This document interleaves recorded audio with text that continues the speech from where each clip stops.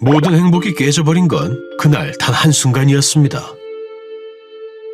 23년도 3월쯤에 으로 갑자기 문자가 온 거예요. 딸 가진 사람이 자기 딸 모른 척하면 안 되죠라고 하면서 얘기를 시작하더라고요. 예? 누군가에게서 온 갑작스러운 연락.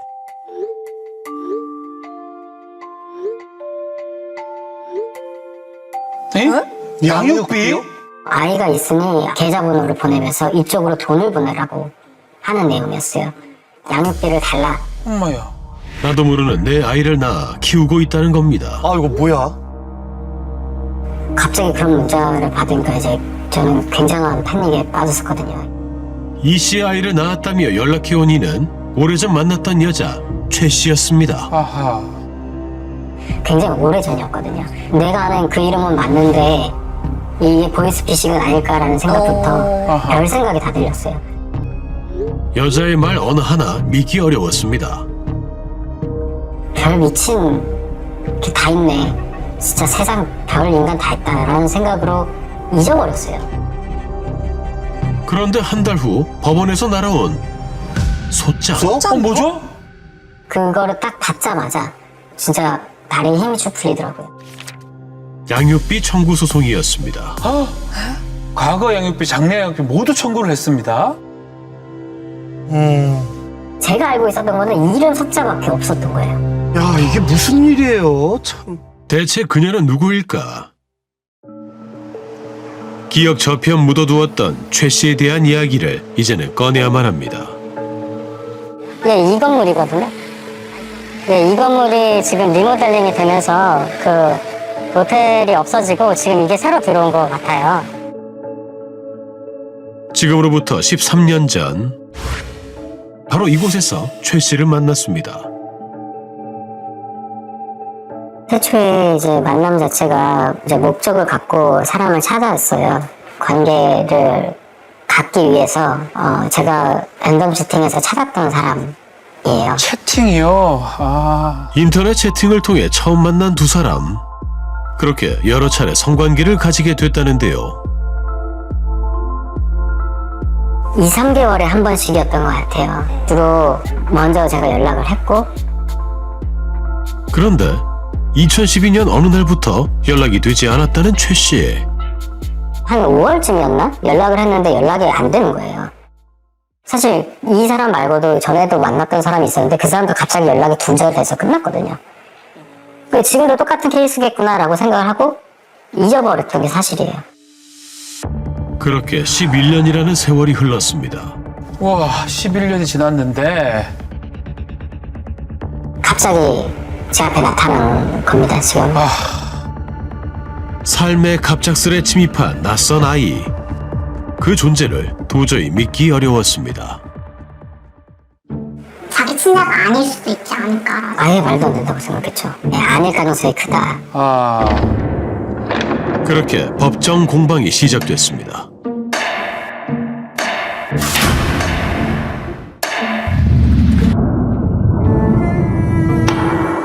피고와 이성 교제를 하던 중 포태하였으므로 피고의 자인 것이 분명하다. 최 씨 측에서는 두 사람이 연인 사이였다고 주장을 합니다. 연인 사이라고 했으면은 뭐 본인이 증명을 해야 될 거 아니에요. 뭐 연인 사이 같이 찍은 사진이 있다거나 뭐 문자가 있다거나. 공통된 지인도 있어야 되는데 지인도 없고 어디 밥 먹은 적도 한 번도 없고 그 연인 사이가 아니잖아요. 누가 봐도 제3자가 봐도. 또한 최 씨는 당시 이 씨에게 임신 사실을 분명히 알렸다고 주장했습니다. 알렸다. 모텔에서 저한테 수차례 얘기를 했다. 근데 제가 낙태를 하라고 했다. 그렇게 얘기를 하는 게 지금 저는 전혀 그런 얘기를 들은 바가 없어요. 이상합니다. 아이의 100일, 이 씨에게 아이 사진을 보내기도 했다는 최 씨. 아이가 태어나고 나서 사진을 보냈다라는 거예요. 거기다가 제가 예쁘다라고 얘기를 했대요. 낙태를 강요해서 그랬던 연락이 끊긴 여자가 어느 날 갑자기 애기 사진을 보내면 그 남자가 예쁘다? 그렇게 말할 남자가 누가 있냐는 거예요. 대체 누구 말이 맞는 거예요? 2012년 10월 임신 8개월 만에 미숙아로 태어난 아이.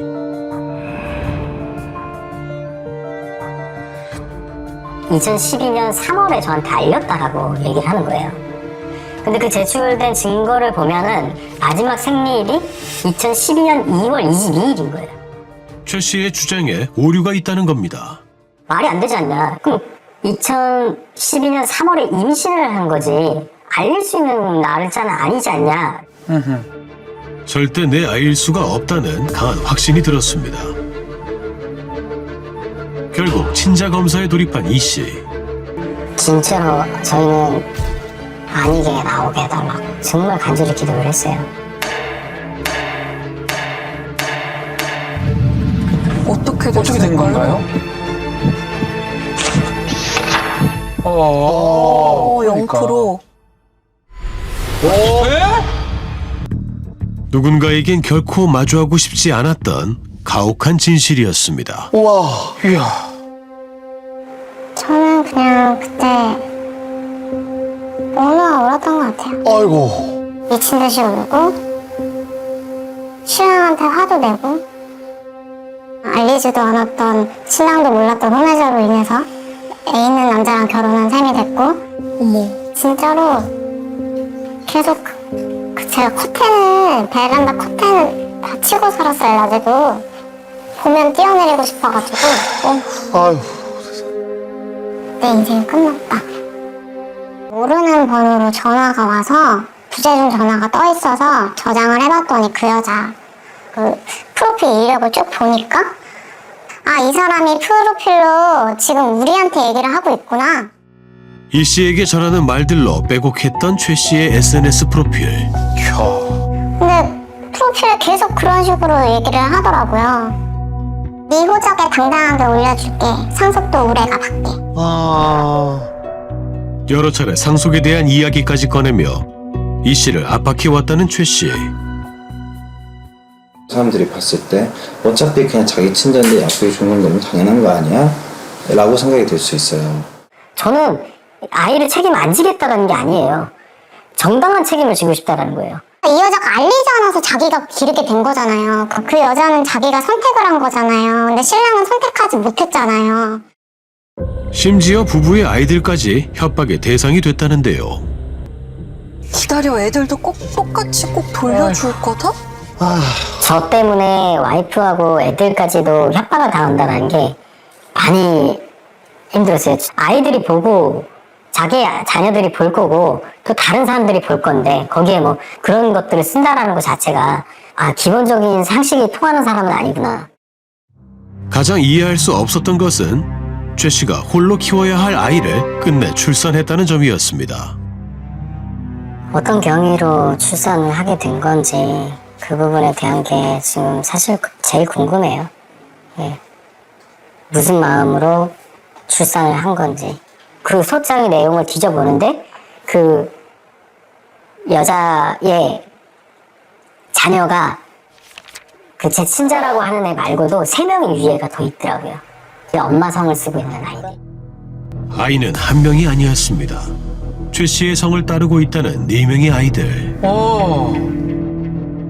최 씨는 소송 내내 줄곧 자신의 어려운 형편에 대해 호소해 왔는데요. 기초생활수급자로 등록이 되어 있었고 넷째를 임신하던 그 당시에도 기초생활수급자였다는 거를 저희는 확인을 한 거죠. 이야. 기초생활수급자로 이미 3아이를 양육하던 중 또다시 이 씨의 아이를 낳았다는 최 씨. 어떤 목적에 의해서 지금 아이를 낳은 건 아닌가라는 생각을 한다는 거죠. 보니까 한부모 가정이고 아이를 낳으면 지원되는 금액이 엄청 많더라고요. 예? 부부는 최 씨의 출산에 숨겨진 목적이 있었다고 주장합니다. 현재 최 씨가 살고 있는 강남의 아파트. 혹시 입주 시 다자녀 혜택을 노린 것은 아닌지 의문이 든다는 겁니다. 저 여자는 아이들은 그렇게 낳아놓고 남자들한테 양육비는 얘기하고 국가에서 나오는 수당은 보통 사람이 일하는 만큼을 받는 거예요. 이렇게 살 수도 있구나. 부부의 의심을 확신으로 바꾼 건 최 씨의 또 다른 자녀가 올린 SNS 글이었습니다. 명품들이네요, 명품. 그러게요. 어허, 이 내용만 봐서는 형편이 그렇게 어려워 보이진 않는데요? 아니 도대체 기초생활수급자라면서 이승 시어머니는 어떻게 가능한 거지? 아니 저희도 그렇게 살지를 못하는데 어떻게 기초생활수급자라는 사람들이 이렇게 살지? 의문이 가긴 하네요. 그렇죠. 그 여자의 모든 말을 더욱 믿을 수가 없어졌습니다. 이 여자가 나는 기초수급자고 한부모라서 되게 어려워요라고 불쌍한 프레임을 씌우는데 그게 아닐 수 있다. 모든 의문의 중심에 선 최 씨. 그녀는 대체 어떤 비밀을 품고 있는 걸까?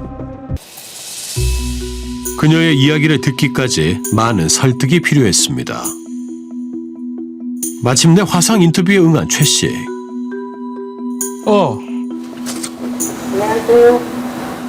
제 목소리 들리세요? 최 씨에게 묻고 싶은 것들이 많습니다. 뭐라고 할까요?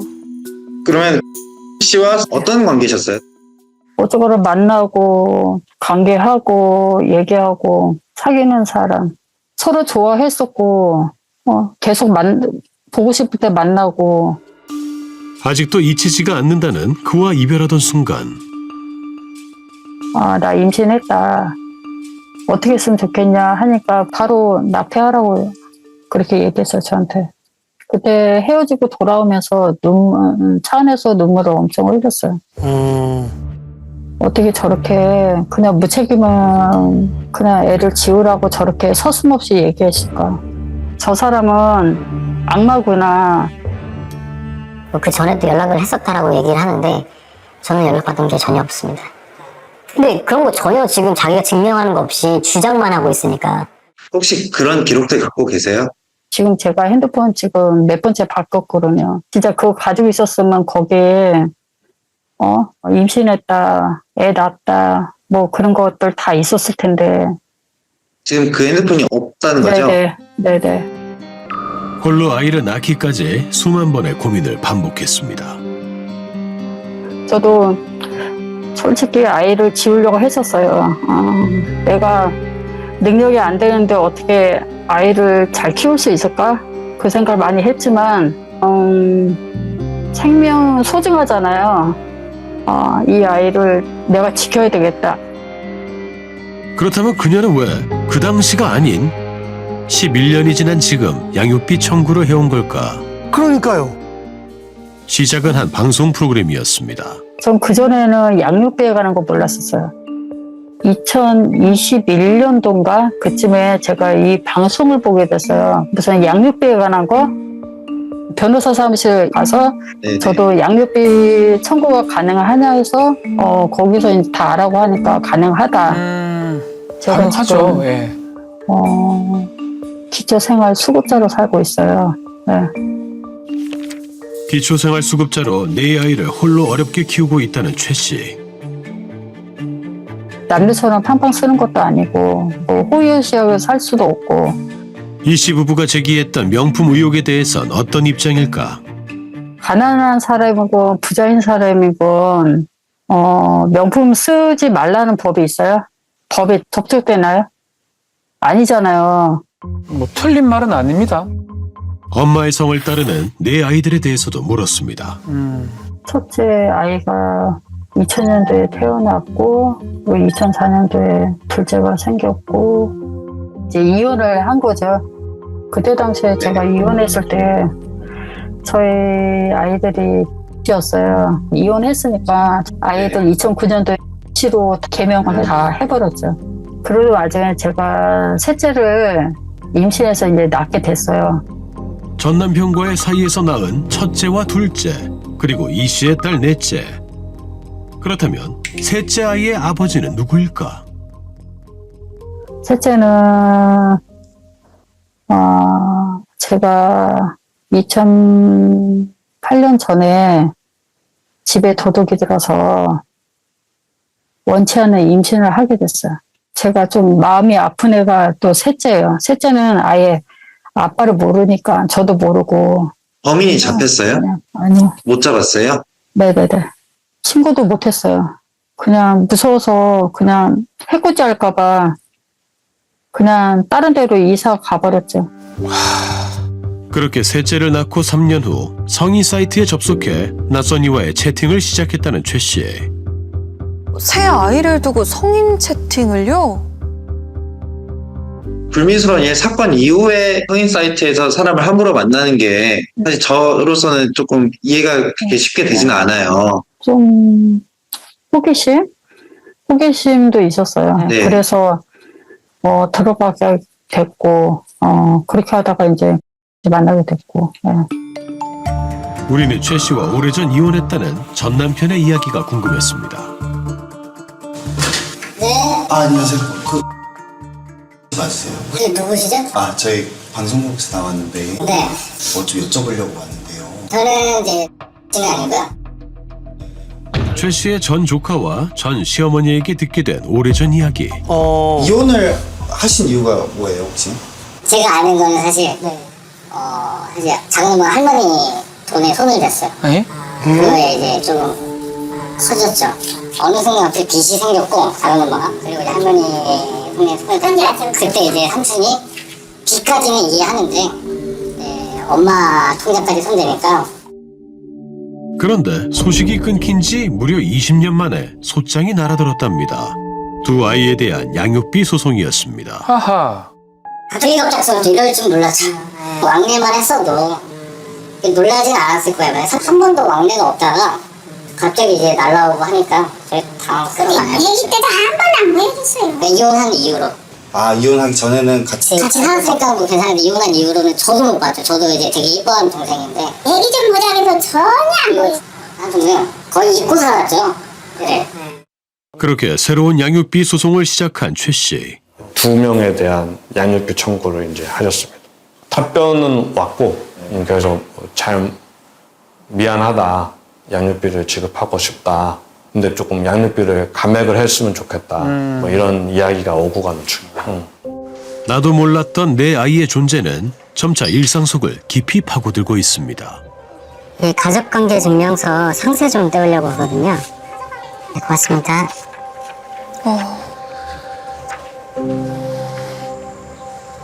지금 어떻게 나와 있나요? 지금은 자녀로 올라와 있지는 않은 상황인데 판결이 나고 나면은 호적이 지금 올라가지 않을까라고 지금 예상이 되고 있어요. 하나의 커다란 족쇄가 채워진 느낌으로 살지 않을까 싶어요. 지난 8월 3심 끝에 내려진 법원의 판결. 법원 판결. 돈이 나왔네요, 양육비.